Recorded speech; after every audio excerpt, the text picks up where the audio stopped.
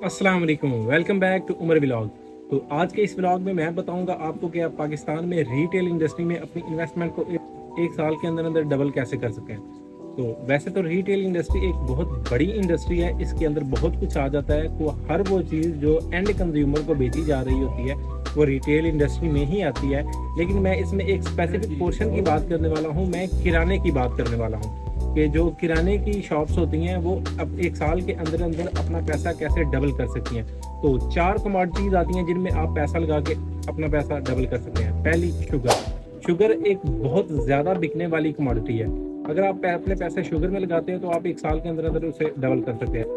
Sugar का crashing season नवंबर और दिसंबर में स्टार्ट हो जाता है। तब गन्ना ज़मीन से निकल के मिल को जाना शुरू हो जाता है। तब उस टाइम पे चीनी मुल्क में सबसे ज़्यादा चीनी भी उस टाइम पे होती है और सबसे कम रेट भी उस टाइम पे मिल रहा होता है। जब मिलें बंद हो जाती हैं, बाद में हर मिल ने अपनी प्रोडक्शन रोक दी होती है, फिर आहिस्ता आहिस्ता रेट बढ़ना शुरू हो जाते हैं और कुछ 5, 6 या 8 महीने बाद जब चीनी एक्सपोर्ट होने की बात शुरू होती है तो बहुत ज़्यादा प्रॉफिट मिलता है इस चीज़ में।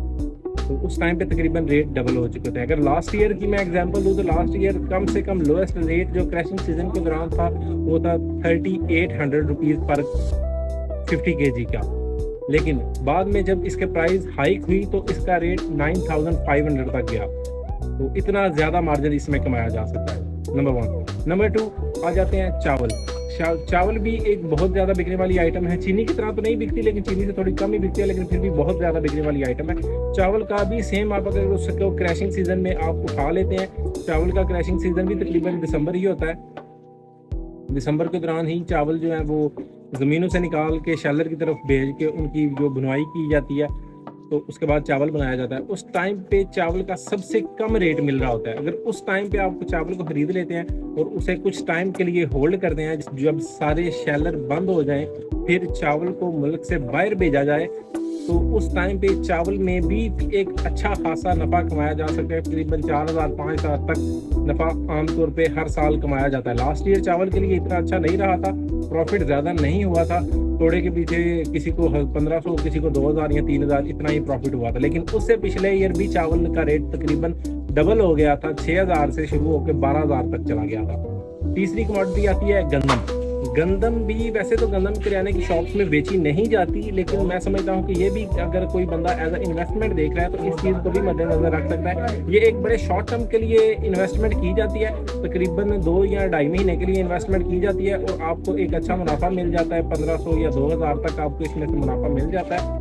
तो ये इसका भी सेम चावल की तरह ही होता है। जब इसका क्रैशिंग सीजन होता है, जब ये ज़मीनों में से माल उठाया जा रहा होता है, तब अगर आप खरीदते हो और कुछ टाइम बाद आप 2 महीने या 1.5 महीना होल्ड करने के बाद इसे बेचते हो तो अच्छा मुनाफा कमाया जा सकता है।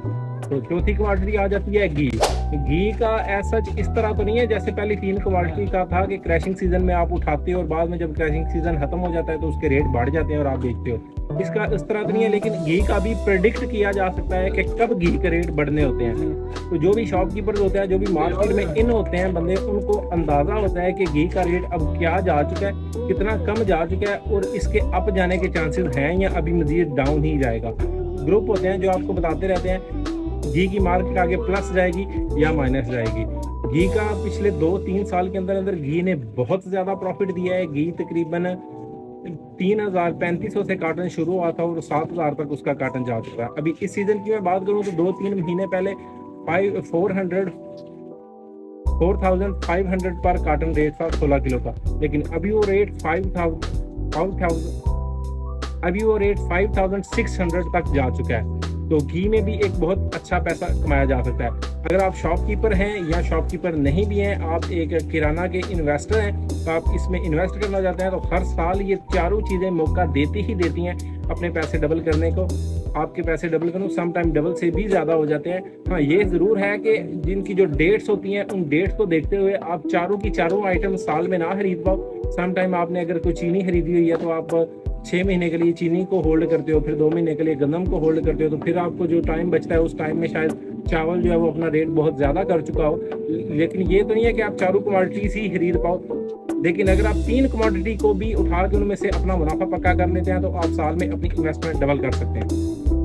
तो ये था आज का व्लॉग। तो इजाज़त दें उमर फारूक को, मिलते हैं नेक्स्ट व्लॉग में। अल्लाह हाफिज़।